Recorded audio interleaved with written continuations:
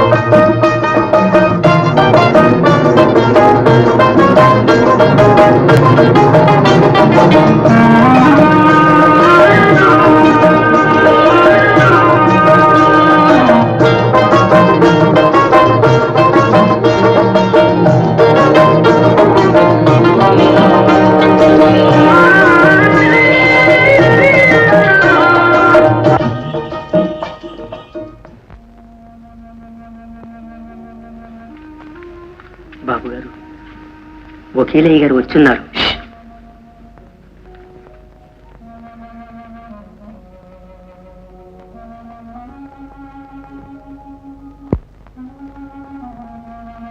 ఈ మధ్య మన కాంట్రాక్ట్ లో కట్టించిన ఆ ఇళ్లన్నీ ఆ కాస్త వర్షానికి కూలిపోయాయండి. కాంట్రాక్టర్లు కూలీల కష్టమే కాకుండా ఇసుక సున్నం సిమెంట్ కూడా తినేస్తుంటారు. కూలిపోక రాలిపోక ఏమవుతాయి చెప్పండి.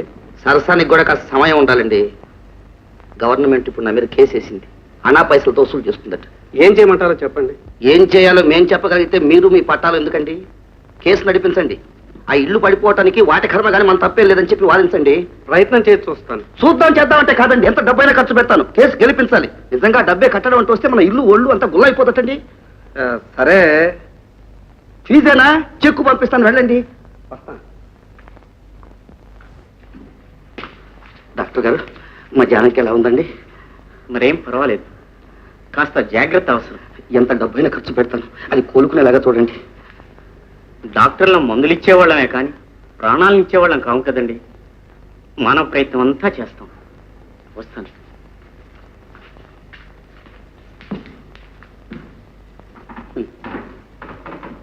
ఈ డాక్టర్లు లాయర్లు ఇంటి చుట్టూ ఉపగ్రహాల్లాగా తిరుగుతుంటే ఇంకేముంటుంది? ఉపగ్రహం అంటున్నావు నన్ను? నువ్వు అల్లుడివి నాయన, 10వ గ్రహానివి. లోపలికి వెళ్ళు.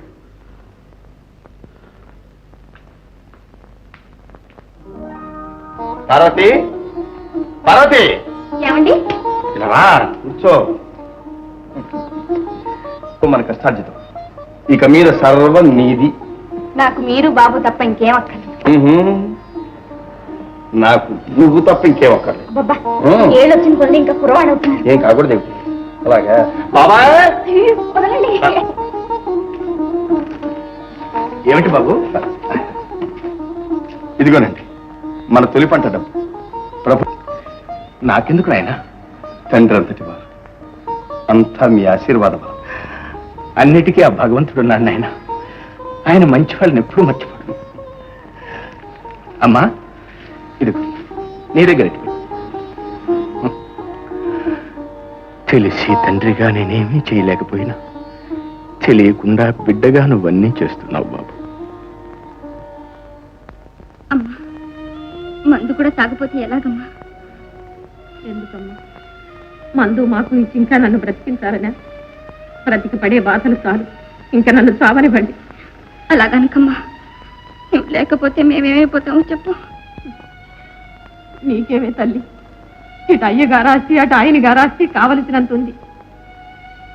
ఇటు వచ్చి నా పార్వతి ఏమీ లేనిదయ్యి, దానికి తల్లి పుట్టిల్లు లేకుండా చేశారు.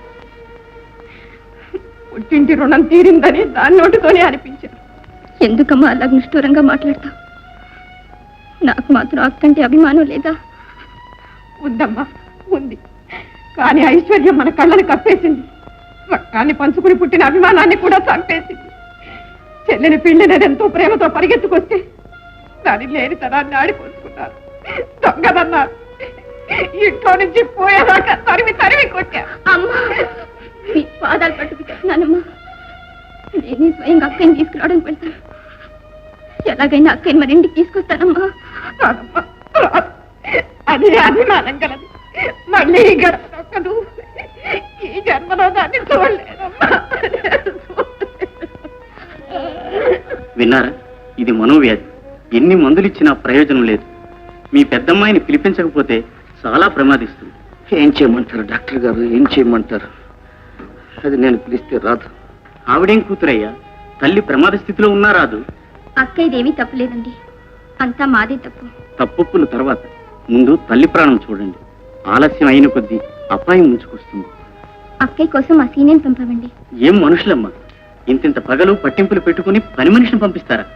మీకు ప్రాణాల కంటే పట్టింపులు ముఖ్యం అనుకుంటాను. డాక్టర్గా నేను చెప్పవలసిందంతా చెప్తాను. ఆ అమ్మాయి రాందే ఏం ప్రయోజనం లేదు. అటుపై మీ ఇష్టం. నేను వెళ్తాను డాక్టర్, నేనే వెళ్తాను. ఏ సీనయ్య, అక్కయ్య ఏది?